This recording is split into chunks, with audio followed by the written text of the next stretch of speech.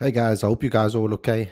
After a terrible performance yesterday, I thought that we'll might as well, while it's still fresh, talk about us looking ahead. So that's what today's show is going to be about. It's going to be interactive. I'm going to read out your comments and see how you guys are feeling after this terrible defeat to the Netherlands. But I want to look ahead and talk a little bit about how South Africa should maybe bounce, how they could possibly bounce back from what happened in this particular match. So today's show is going to be all about looking ahead and how we bounce back from that particular game, because that's the only way forward from a South African perspective. There's no other way but to do it that way. So to look at it from that perspective. So that's what today's show is going to be about. Ultimately, I'm going to look at some of the comments from Facebook as well to give you guys an indication of what's actually been said on Facebook, because I was quite like, well, I expected it, I guess. I expected this type of backlash, this type of fire, this type of reaction from the fans. And I think together we should rally together and actually give some support to the Proteas. Other than that, because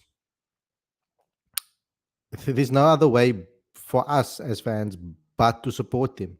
Because I mean, if they're going to go into this particular match or the next match with their heads low and they are feeling a certain way about this defeat and they're thinking about it way too much, they're going to overthink things, and then we're going to see mistakes creep in, etc.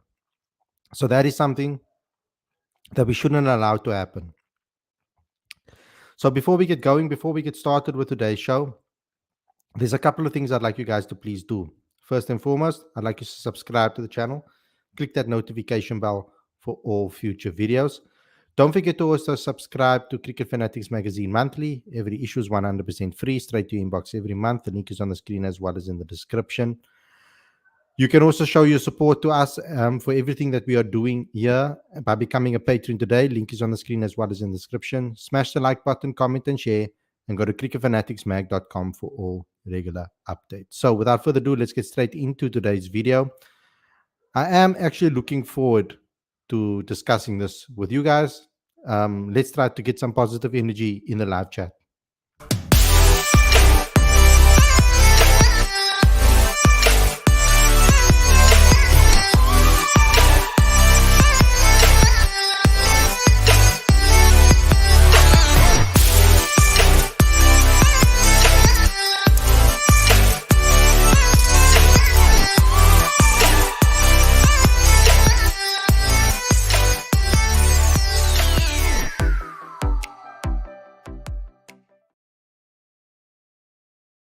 Very good evening and welcome to Cricket Fanatics Magazine. This is your daily show. I'm your host, Hardy Moedin.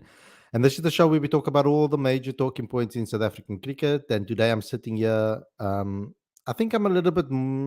I think I'm over the defeat by now, because I'm trying to think optimistically and think forward, because I think that's the only way for me. Otherwise, I'm just going to be depressed throughout this World Cup. So it's better for me to try and be positive and try to look ahead and try to think forward towards this.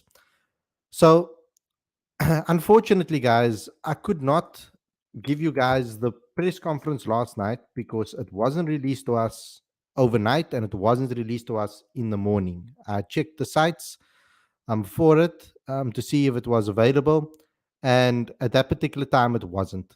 And when I did check a little bit earlier on, I saw that it is available for us to download.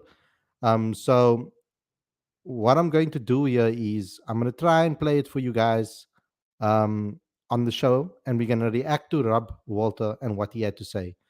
I'll try to download it and upload it if you guys want to rewatch it as well. But it was released to us very, very late, which I don't understand why that was the case. But let's listen to it together and see what Rob had to say after after this defeat, because I think that's a nice place to start. And then I'll go into what you guys think as well in the live chat, and I'll show you what some of the fans are saying on Facebook as well. It was quite a difficult thing for me to look at today, but I expected it and I understand it. So let's go and have a look at what Rob had to say. First and foremost, I think that's where that's a great place to start. I mean, let's press play. Great. Hi, everyone. Thank you so much for joining us for this evening's post-match press conference featuring Proteas white ball head coach Rob Walter. We will take one question at a time this evening. Who would like to start us off? Tienes? Rob, I think those last 10 overs of the first innings probably would you agree that that was a game change? Okay, guys, I'm gonna have to wait till this thing to buffer now, unfortunately. Um, the I guess what we can do is okay. I'll wait a little bit for it to just to buffer because yeah, it's better to actually watch the video with you guys and react to it rather than read out the presser because I did put the press conference on the site to, as well on cricketfanaticsmag.com. Something weird's happening here now. Anyway, I did put it on the website for you guys to have a look at as well. The comments from Rob, but we will get into this a little bit as soon as this buffers a little bit longer. Let me just get some of the comments from you guys before we start with what Rob had to say. I think that's a good place to start over here. Um, Oops. Lawrence says, yesterday was a day of complacency. Two big drop catches coupled with a poor ground fielding and death bowling as a result of being complacent. Prepare accordingly and go back to the basics, says Lawrence. And that's what I agree with. I wrote an article today that I posted a little bit earlier today about looking ahead and what the Proteas must stay that they must stay focused in order for us to actually do well in the rest of the matches. And it will be interesting to think what we should do going ahead into it into the next game because obviously we're playing England, so that's going to be quite a difficult one for South Africa ultimately. And I think what we can do is, you know what, I'm going to exit this because it's downloading at the moment as we speak. Um, and what actually happened was that we got a lot of comments in the comment section about it and about this defeat. Um, Let me see what you guys have to say. Some comments at the beginning. So now I can actually read your comments from the beginning while we're waiting for this press conference. The players should not forget the game against the Dutch. They should use it as an example of how not to approach a World Cup encounter. There's lessons in every defeat, and we need to go out and rectify. Team selection will also be huge. I'm thinking of bringing some energy into our bowling attack. I'm thinking Lazard, Iskiri, and on these Indian wickets will be a factor. Give Lungi a rest. That could be a good. That could be a good decision. Um, I think that it wasn't such a bad idea to actually give Lungi a rest in this particular match against the Netherlands. I don't think it was a bad decision to do so, but Rob made it very clear. So it was pointless me exploring that aspect of the game to try and give us some insight into why we should do it because Rob wasn't up for that. Who is the bowling coach? The bowling coach is Eric Simons. Now, Eric Simons gave an excellent press conference before I think it was before the Australia game. And we saw massive improvements in the Australia match. We bowled beautifully against Australia. We were very clinical. We bowled to our strengths. We put the ball in difficult and dangerous conditions consistently, dangerous areas on the pitch consistently. And it was something that I was shocked that we couldn't carry over. Now, I was sitting watching the game and I was a bit concerned but I didn't want to really raise it or tweet about it or talk about it because I didn't want to like kind of jinx it in a way. But and I didn't want to talk beforehand and jinx it. That's ultimately what I wanted to do. Didn't want to do. But I looked at Lungi and he just seemed tired. He seemed a bit I don't know if it was fatigued or what it was, but he was. If it might have been also the weather. I don't know if it was the weather. I can't really look into the sweating, because I thought that I heard that it was pretty cold there in Dharamshala. It wasn't necessarily because you were snows on the mountain, etc. I think it was like 15, 16 degrees. It wasn't like the normal, like the other grounds where it was like 30 degrees, 28, 30 degrees, 37, 36 degrees and humid conditions. So he was sweating quite profusely as well in that particular match. Maybe I'm looking too much into it. Maybe you guys can tell me if I'm going loco, because it seemed to me that he was a little bit fatigued in that match, and his speeds weren't up like they were against Australia. Now, the coach said that there's enough days rest between each match for us to be able to recover, before we play the next game, South Africa's particularly. So that was a little bit of a shock to me. I'm a big fan of Lungingiri. Now, I don't want to go and um, overreact towards this, because these are still quality players. One game, bad game, doesn't make you a bad player, a bad team. Look at England. 2 games they lost, and people will still expect them to beat South Africa on Saturday, regardless of the 2 defeats. So Australia lost 2 games. Does that mean they're a bad team, or they're just playing poorly at the moment? All of those things, because people were talking about Australia being um, one of the definite semifinalists, or guaranteed semifinalists, ahead of this tournament before they got this bad start. So I don't think one game makes a bad team, and that's something that we need to make sure that we stick that we do try to understand that. We should exploit the fact that England play aggressively regardless of the pitch and the match situation. Yes, we must. And that's why we must pick clever bowlers that can exploit that. And that's why I'm a bit scared of dropping Lungingiri for this game, or resting him for this game, is because he can be a thorn in England's side, especially when his speeds are way up at the moment.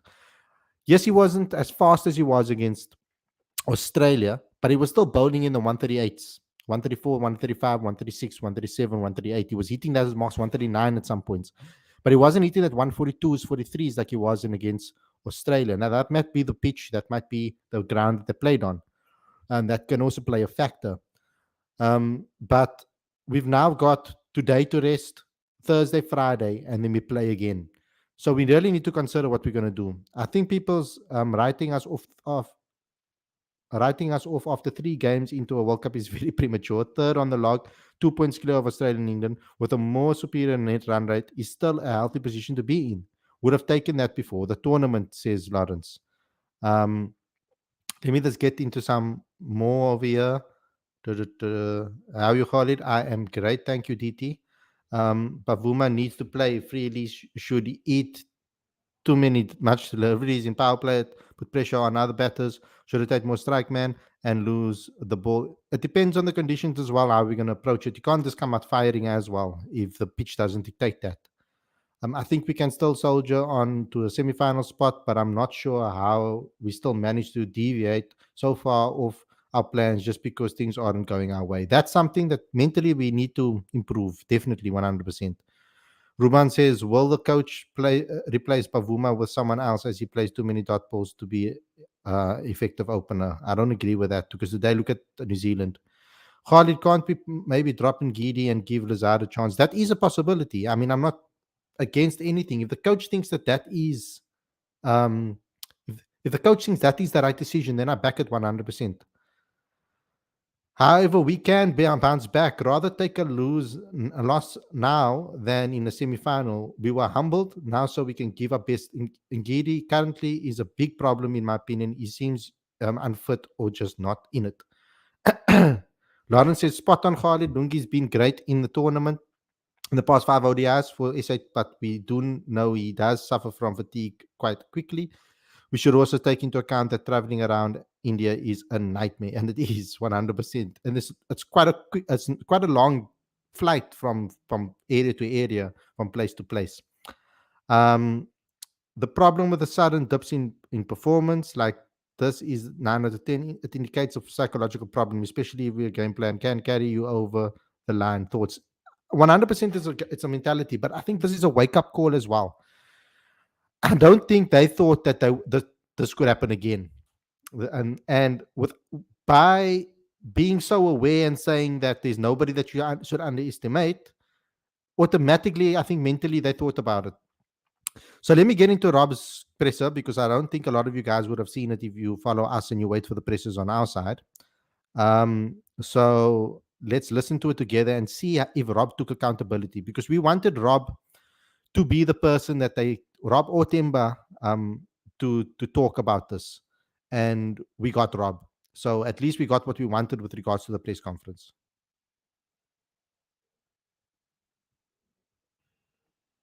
Post-match press conference featuring Proteas white ball head coach Rob Walter. We will take one question at a time this evening. Who would like to start us off? Tienes? Rob, I think those last 10 overs of the first innings, probably, would you agree that that was a game changer? And what do you think happened there? Did you think the guys looked a bit lackluster maybe, and also all the extras you guys conceded? Yeah, you're probably right on all counts except the lackluster part. I think strategically we might have just got a few things wrong.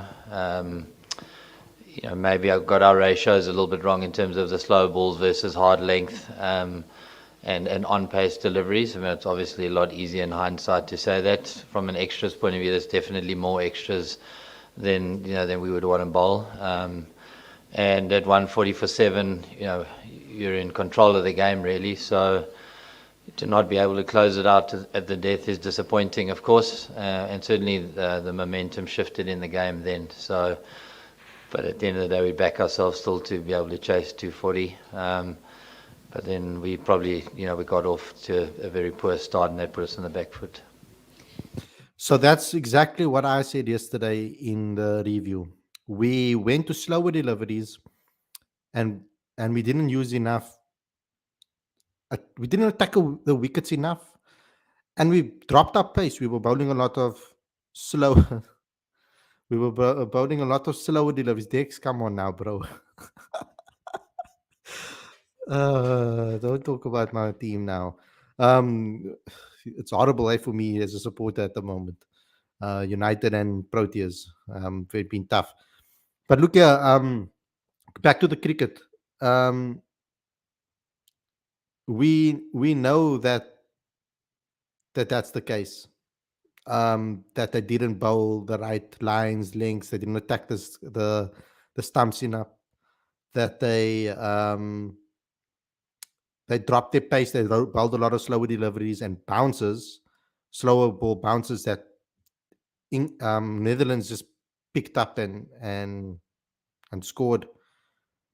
If you look at the way Afghanistan bowled today, even in Chennai, they kept attacking the wickets and allowing the seam to do the movement of the pitch rather than trying to look for swing. That is something that we don't do that well. When we start looking for swing is when we start to fail. And that's something that should have picked up. And I was hoping that they would. So it is a bit irritating that they didn't get their bowling plans right. Because we would have expected them to know that, seeing that they got success in the first half of that game. They got success from doing exactly what we didn't do in the second half. So in the last 10 overs, at least. So I don't know if that was a decision on the field because they were getting a little bit worried that the game was going to go run away from them, and they were trying to force the Netherlands to play shots and maybe go out. So that is something. You guys, what is it up with you guys and the United Chirps? Cody looks like a Bruno Fernandes. Yeah, a little bit actually. You're right. You're actually quite right there, Macmillan. Let's continue. Telford?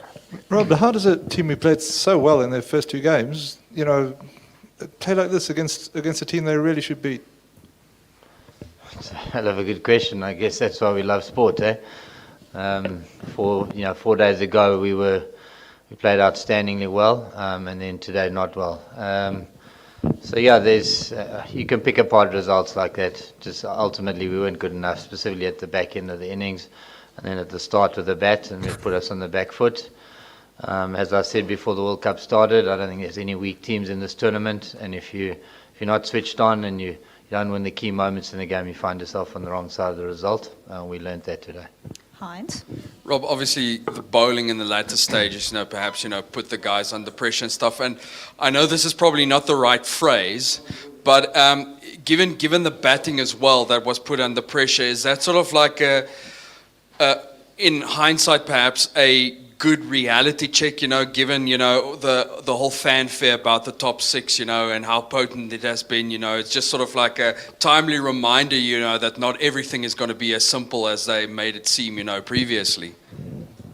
Yeah, I mean, it takes everyone to win the game and to win the competition, so you can't rely on any one suite of your makeup, you got to do it all, and you got to do it consistently well.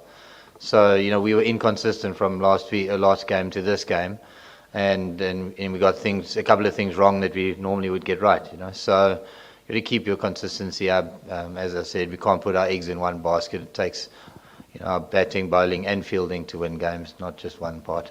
We'll take one back and then Tim. Yeah.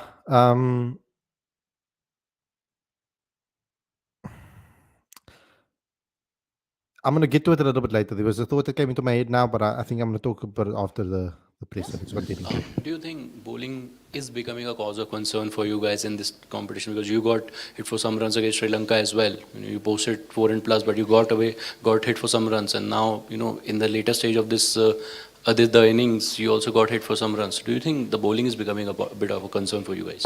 No, I mean, essentially, I think our bowling won us the game against Australia. The guys were excellent. So I won't look too deeply into it and start saying there's any concern in one area. As I said, we got some things fundamentally wrong today. At least he took accountability for that. We got a lot of things fundamentally wrong yesterday, all over. For me, it wasn't just one discipline that lost us that game yesterday. And that is the concern for me, is that the team just didn't click. We got every department wrong. Top order, middle order, with a bat.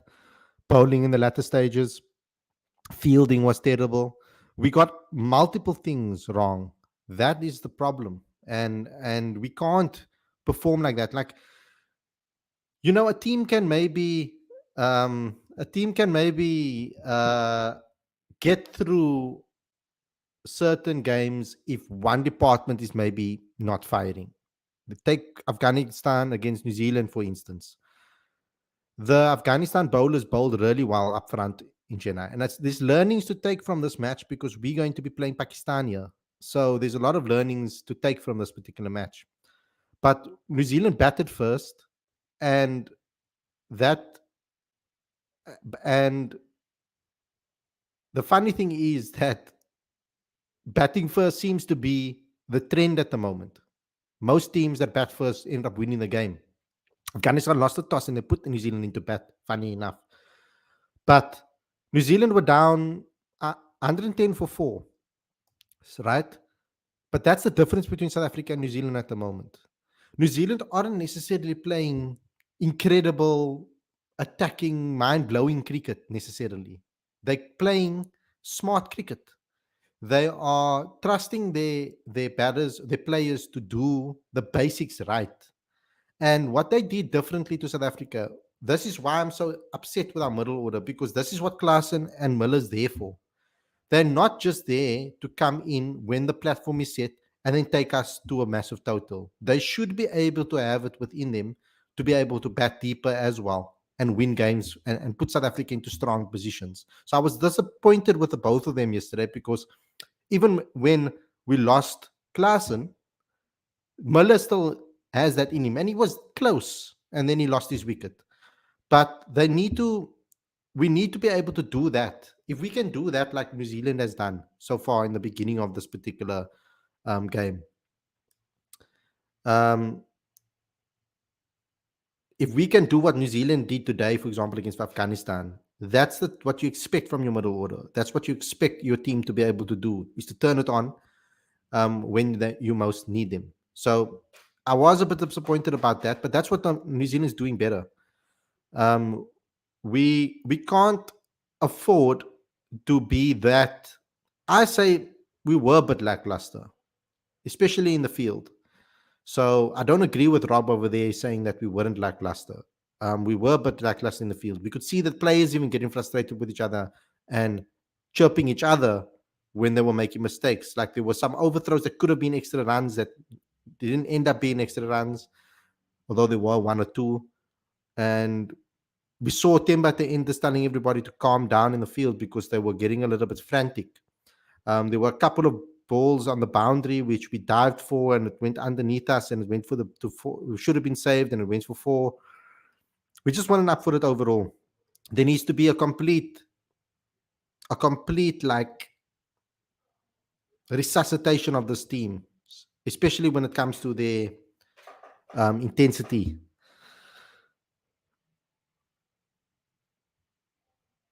Tienes? Rob, those 4 top order wickets that fell for 8 runs in 21 balls. What do you put that down to? Was it a lapse of concentration, or was it skill errors? I mean, batting, getting out in batting comes down to either a mental error, a technical error, or the bowler's skill. So you always be placing it in one of those. I don't think that they'll all sit in one category. I think there was some good bowling skill, and then potentially some mental errors along the way, and that's batting. Ultimately, if you're not sharp in that moment of time, you can get on the wrong side of it. So, yeah, the fact that they happened all together obviously put us on the back foot. That's the most important thing. We'll take one last one from Telford. Rob, we've got some big games coming up now. What do you learn from this that maybe you need to change going into this big stage? Look, I mean, obviously we'll sit and do a proper dissection of the game. But for me, it's really, what do you take from this game that makes you better next game? And that's ultimately the questions we ask ourselves after every game. Win or lose, what are the lessons that we take? How do we use those to be better next time round? So, I mean, to be honest, we could probably chat for quite long. In this instance, there's a lot to learn, both good and bad. Our tail showed us some resilience with the bat, which is great. That we can lean on that at some point in time. Hopefully, if we need to again, we obviously need to brush up on our depth. I don't need to point out the obvious. The numbers tell us that. So the learnings are there, and it's just about us being open enough to be able to take them on board and move forward with that. Okay. One positive from this particular press conference, guys. One. There was nothing in this press conference from the coach on we don't know where things went wrong. The intensity just wasn't there. It's quite the opposite, actually. He highlighted exactly where we went wrong, what we need to improve. He said the death bowling's bad. He said that our plans were incorrect. He admitted that the plans were incorrect. So he took responsibility and accountability, which I like. And that gives me some hope going into the next game, that they're going to look at this, and then what they're going to do is they will hopefully learn from it. And that's hopefully that's really what I'm hoping for going into the next game against England. So actually, I'm quite happy with that press conference, to be honest. I'm not going to lie. I think that was a decent press conference, and I think we got everything that we needed to hear from the coach. I wish it wasn't so like, I guess that's just how he is, and that's his personality, but he's quite like monotone. And yeah, in his press conferences, I never really feel enthusiasm necessarily from him, but I mean, every coach is different, of course. Yeah, certain coaches entertain you, certain coaches are like Rob, but at least that is the one positive that I think. At least he has taken accountability for everything, and explain to us as fans, because yes, some of us fans, we might know these things, but there are a lot of fans out there that maybe don't understand cricket on this level, and that's what Cricket Fanatics is here for. We're supposed to be able to help everybody become fanatics of the game, help them try to understand what went wrong where. But at least he didn't say he doesn't know where things went wrong, or yeah, the energy levels were low. He actually admitted, he actually said the opposite. He said that we weren't lackluster, but okay, we can obviously look at eyes for that. But he took accountability to say exactly where in the game it went wrong. And knowing them, knowing Eric Simons in that thing, they were going to analyze this, and they are. I have belief that they will make the right decisions against England. I have strong belief that they will. Let's try to make it at a game. If we do lose, but we play, our intensity levels are plus 80%, I'm going to be happy with that particular match, because we were operating on 20% for a large portion of that game. So now I just want to show you the craziness that takes place in our fan base, that I think I want to just highlight. See if I can just pop it on the screen right now.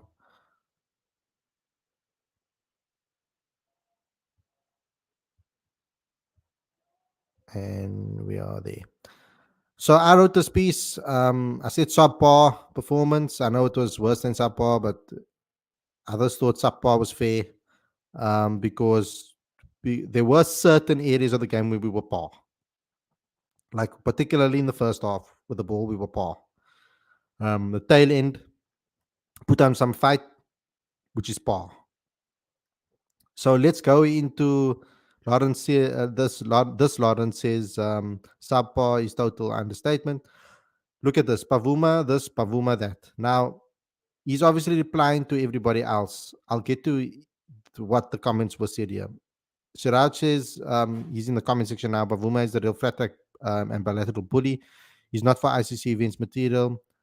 Just a bilateral bully. This Pavuma's third ICC event, including T20 World Cups, but it hasn't done anything special yet. An overrated captain, he says. I don't agree with you, Siraj. Ntom Bifuti says they will bounce back. They will have games to play. I don't get why their loss is an issue. Others because they just lost one game. Sadiq says they were not subpar, but just true to form. 5 down for less than 100 is a historical trend for the Proteas, and not finishing off the opposition batters when having them on the ropes, just a historical fact. Can't chase a score because they start too slow, then lose quick wickets because the required run rate pressure too much. They can beat any team on a given day, but don't have the consistency, BMT, and execution skills to win World Cup tournaments, unfortunately. We hope that this will be proven wrong, but he made some decent points in there, because it has been quite a historical trend for the Proteas to do this, especially against teams that we expect to beat. At least it happened early in the tournament, still time to make amends. I agree there. Mark Darius says too many excuses again. Bad captaincy, batting, and death bowling. Proteas should have batted first. Appalling to perform like this against Minnows. Second time around, our bogey team. Time to stop supporting them and focus on the Booker. So that's my problem with some of the South African fan base. We are glory hunters and supporters, because when the Booker don't perform, when the Booker don't perform, then everybody gets on their back as well. That is something that I don't agree with. Gerard says Pavuma doesn't have to score runs. The rest of the team do that. All he had to do was to choose to bat first, which he could not. So why is he in the team? Because he was the highest average batter in ODI cricket. That's the reason. I knew we will not win these games, and I'm happy we lost now. See what I mean? Then in the knockout stages. Next is England, not an easy game. I misread that. So Dila says England game is key. 2 losses in a row will dent the players' confidence, and the word chokers will start playing in their minds. Chokers is when you come to the knockout stages and you throw the game away. I don't think it counts for the beginning stages of a tournament. Pavuma this, Pavuma that. We should support our captain instead of criticism. After all, he deserves a fair chance too, like all the other previous captains. And I think that's true. That stands true as well. That speaks the truth. Let me get into some more of your comments over here. I'm just going back up, guys. Sorry, I did not get. Where is it? Let's start here. Okay. Especially in rebuilding phase of the innings, Rashid waited a bit longer, especially in the rebuilding phase of the evenings. He was responding to you, Dex. My India, I think, Afghanistan struck due to clarity what to do. Same SA has to change. Something that SA has to change. Rob seems like a coach who's very calm, and that's a good trait. Means he will dissect that game in a calm and controlled manner, which is important. Aaron, I like Miller's intent to trying to play the situation, but just couldn't carry it.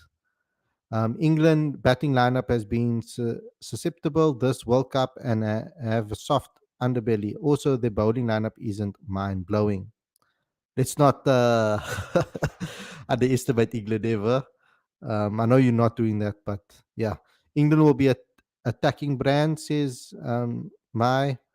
Markram has been very underbowled this World Cup. I don't know why. Yeah, he hasn't bowled at all, actually, I think, in this World Cup.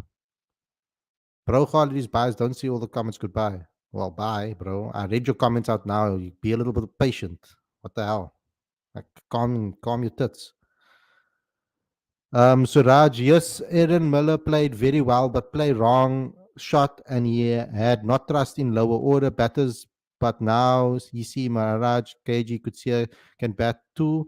Now you will have confidence in the lower order batsmen. I think the batters themselves have to have confidence in their own ability.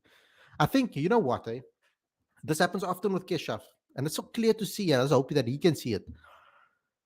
Keshav is a good, decent batter. He doesn't need to come out and slog. He just needs to play good cricket shots. And when he does, he gets the ball into the gaps and he finds the areas, the scoring areas. He doesn't need to go out there and become a slogger. He's no Liam Livingston. He needs to just calm down a bit and just play normal cricket shots and try to just get a couple of runs. We're not expecting him to score 50 or 20 balls every game. We just want him to be able to add an extra bit of runs to put more pressure on the opposition. That's it.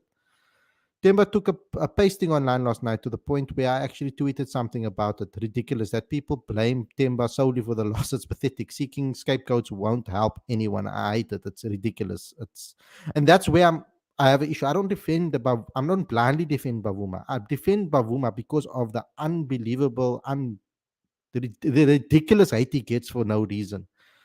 You criticize. I've always said criticize, but to become cruel, rude, and cross when you are talking about him purely because you don't like him is ridiculous. I mean, Temba averages above 50 and yet he still gets criticism. Yes, he needs to perform in ICC events, but when he wasn't performing in ICC events, you don't see them calling him names and throwing rude cross remarks at Quinny. He hasn't performed in any ICC event he played at till now. So, like be a little bit fair with the criticism there, guys. Marco's no foot movement against good length balls in a major technical flaw, and he has to rectify it if he wants to continue at number 7. He will. I think he will. I like Pavuma as a person. He's a good person, have a good personality, but I'm not having confidence in his performance in ICC events. That main reason, Khadi, brother. And I agree. I get you, Suraj. But we have to believe that his average is what it is for a reason. We need to believe in him that he can do it. And I do believe that he can do it. Where was the energy for Faf when we had a terrible start in the Cricket World Cup? Exactly. There was none, but there was none. I remember actually. There wasn't a big hatred for Faf and a crazy reaction to Faf. The worst reaction that Faf ever got is when he stood up for BLM. That's the worst criticism I've ever seen him get. Can't blame Temba when we bowl 30 plus exodus. True. 5 scored runs. How can we be called chokers if we haven't even considered contenders for the cup? That's true. Nothing wrong with Temba. He must just play his natural game. Exactly. It's like he feels pressure when Quinny is quickly scoring. He must just go on and score runs late in the game. It's like he's rushing. He's rushing. Sorry. What was I reading? England also choked against Afghanistan on batting paradise pitch. So don't blame South Africa for choking. So right about Kesh Khalid, much better than he thinks he is. Khalid, what do you think is the reason behind Temba's timid approach with his batting in this World Cup? He has aggressive in home ODI series. I think his approach in the previous 2 games, he was actually not against Australia, but in the first match against Sri Lanka, he came out quite attacking. And then the game kind of calmed down and then he tried to go again. That's how he lost his wicket there. In the second game against Australia, he got a really good delivery. And I think he got a very good delivery against the Netherlands as well. But I don't think we like the fact that he went for a full maiden in the first maiden over in the first over. So he needs to just calm himself down and go back to basics. I think. I think he's maybe overthinking things too much and putting too much pressure on himself. He needs to block out the noise and just play his natural game. Ahmed Sham says journalists should know that coach can't admit some stuff. He has to protect his players and assistants. Rob is rightly diplomatic. To be honest, our bowling is weak spot. Weak spot. Don't be misguided by winds. Bowling will be handy on Chennai pitch. Definitely. Absolutely shambolic. 8 on Temba. For everything Temba looks past all the other faults. You're so irritated by the fans. Be fair on the critics. It's true. I was in favor of the rotation Netherlands against England. I wouldn't play Lizard. He's inexperienced. Better to go with someone more experienced. A good point. Against England, we should use players like we did against Australia. No need to rush in the earlier part of the innings. Take time to build the innings during and build pressure with England. When England bat, they will take risks. Faf was sacked after the 2019 World Cup. Wasn't sacked. He stepped down.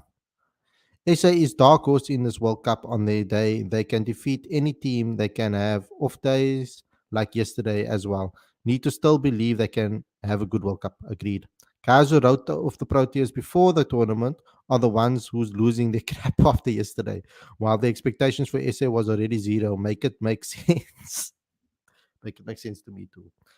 So I like this. I love this live chat today. A lot of positivity, a lot of suggestions on where we could improve, what the fans think. The Proteas, if they do watch the show, know that we still support you and we still believe in you. Just do what you said you're going to do at the beginning of the tournament. Take it game by game. Try to do the best that you can in each situation. And if everybody does that, we won't find ourselves in a situation where we panic because everybody will just stick to that game plan. I think that's the best game plan that we have. Prasad said, I will bring in Andile. He also lengthens the batting side. It's amazing what a loss can do. Now suddenly people want to see Andile into the team when they said he shouldn't have been selected even in the squad. I'm not saying Prasad, you say that, but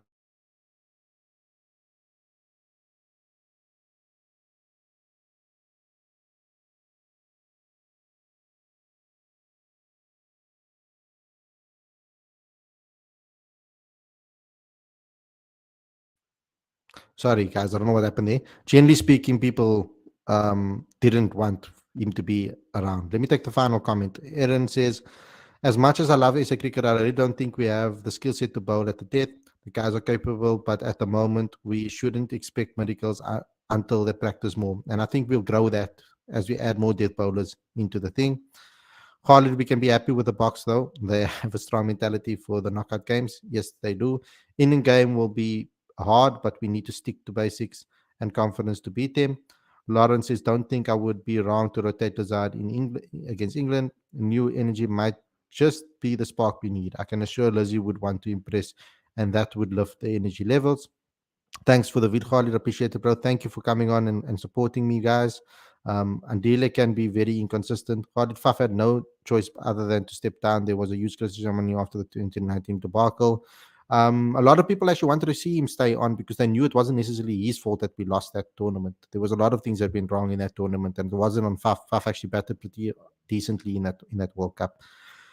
Guys, thanks a lot for tuning in. Hope you guys enjoyed the episode. Don't forget to smash the like button, comment, share, subscribe, and click that notification bell for all future videos. I really enjoyed seeing all of your thoughts, guys, as the fans out there and what you guys think. I think this is a good video for everybody to learn from, and because I read out majority of the comments, and I think it will give a lot of fans some hope maybe going into the England game. Let's try to support the book as much as we can. Let's hope that, like Lawrence says here, we smashed England twice on Saturday. Oh, that would be amazing. We'll be sitting here extraordinarily happy. And if United can pull off a victory as well, that would be good.